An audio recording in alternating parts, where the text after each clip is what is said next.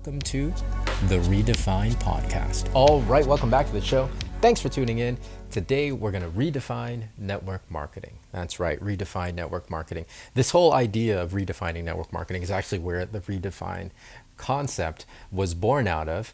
I was thinking, man, it's time to really just be straight and redefine network marketing in the context of the digital and modern world, because I feel like we are so behind, and I'll get into that in just a second. And so I was like, well, yeah, let's redefine network marketing. And I was like, oh yeah, let's redefine. Redefine became kind of the core concept, core principle that I'm running with right now. That's at the center of everything I'm doing. Right.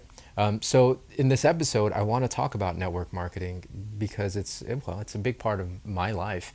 It's a big part of my career. And even if you're not in network marketing, hopefully the redefine will help you get a better sense of what it really is.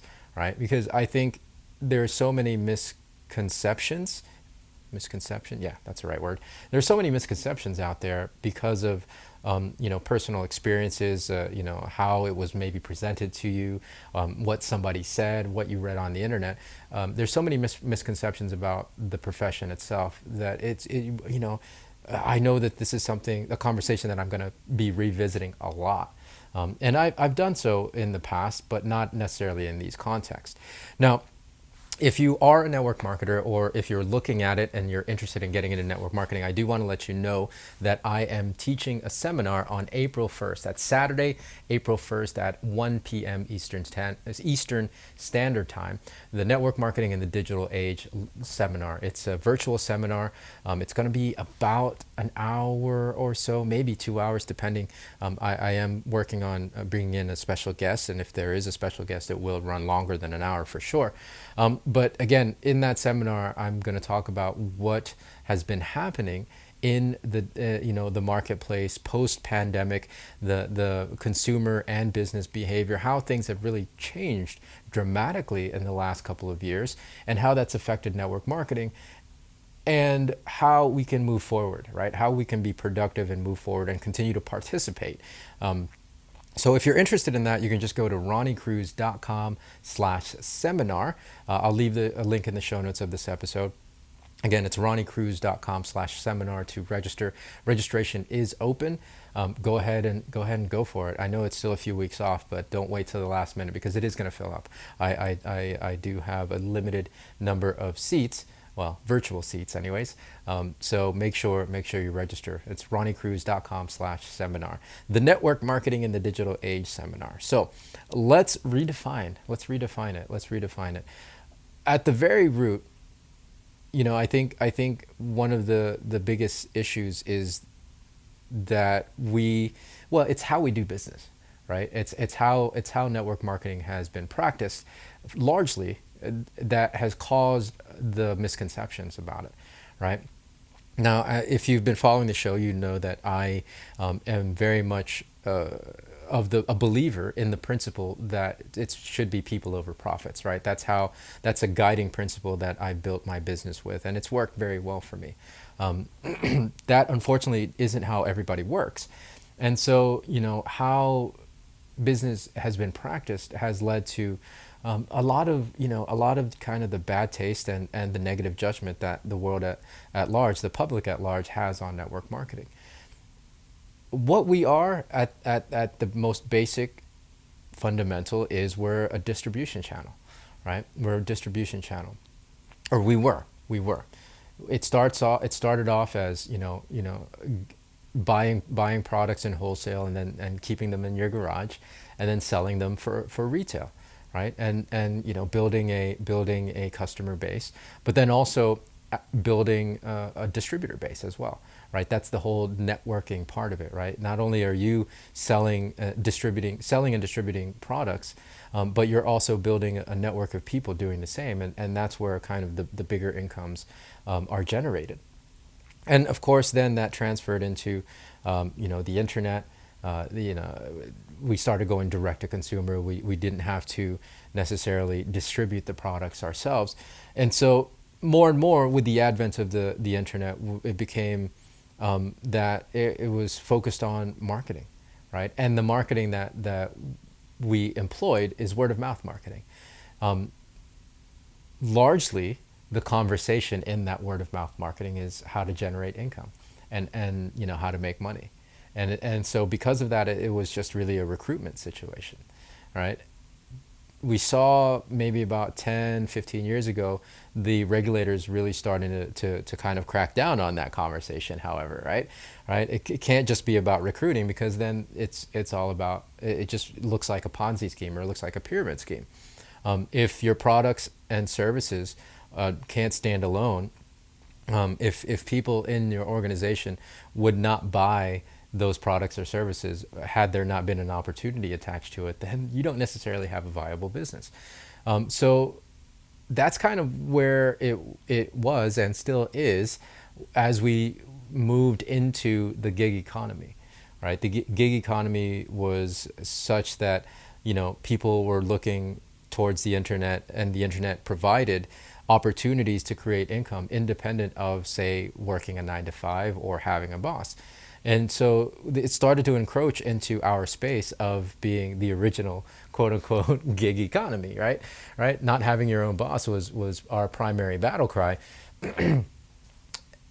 The advantage that these other kind of gig economy side hustle situations provided or had over network marketing is that they never had to talk about recruiting, right? They could make money just doing the thing without having to build a team. Is really important. This is really important as we lead into the pandemic and how that's changed consumer behavior. So not only is the gig economy encroached into our space of being the ultimate side hustle, but the direct to consumer model was accelerated by the pandemic and everybody being home. Companies were marketing and distributing directly to the consumer, to the end consumer, via the internet. And so more and more we were completely, there's kind of no use for an independent distributor and a middleman in the network marketing space, because companies can actually go directly to consumers. So what that means then is we're left with our pants down, right? As far as what we have to offer. And what I'm seeing right now in the space is the only thing we have to offer is the income opportunity, then we're right back where we started with this being a recruitment game. And so I'm seeing this happening a lot in the space. It's just like everybody's out here just trying to recruit everybody else.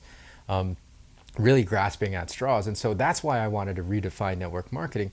And let's get back to a side of our our title, network marketing, that we've never really tapped into, and that's marketing, right? This is the rallying cry that I've mentioned, back I think at episode 150 or somewhere around that time. We are marketers. It's time to really start to own that and to redefine network marketing as such. And if we really focus on that, we focus on being marketers, then there's less reliance on having to recruit or build a downline. And of course, this really has to be built on and with a company that allows and pays for customer acquisition and customer sales. So it really depends on your unique situation. If you're a network marketer, or if you're looking at network marketing, make sure you find a company that pays for customer sales, right? For customer sales. And then you can employ what the work then is developing marketing skills, the marketing acumen with online marketing especially, to be able to create customer sales. And that gives you a viable option for a side hustle, right? And then of course, if you want to build a team, then you can build a team, right? Like there's that conversation will always be there, but it's not primary. It's not on the front end.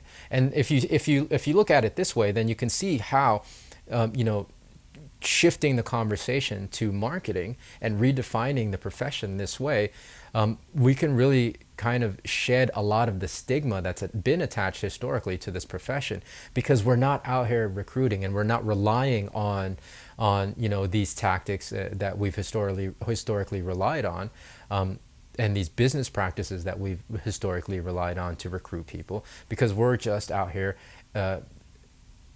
improving our marketing acumen and our marketing skills, and we're just creating customer sales, right? Right? Like, this is a really important conversation, and it's really time. And I'll revisit this a lot. I'll revisit this conversation a lot here on the show because it's important to me, right? Like, it's part of my mission. And if you want to join the mission, if you want to be a part of this revolution that I want to start here in the profession, come join us. Come join us on the seminar, the April 1st seminar, Network Marketing in the Digital Age. It's going to be really the launching off point. And then I'm doing another event at the end of April, which will be called the Redefine Network Marketing event. That's going to be a virtual event as well, but it's going to be a big one, right? And so we're building up to that. In the meantime, the April 1st event is the one that you're going to want to be at, right? So it's Saturday, April 1st, 1 p.m. Eastern Standard Time. Go register at ronniecruz.com/seminar. Links are going to be in the show notes of this episode. It is time we redefine network marketing. So that's going to do it for today. Thanks for tuning in. We'll see you tomorrow with a brand new episode. So until then, be well, be safe. We'll see you in the next episode.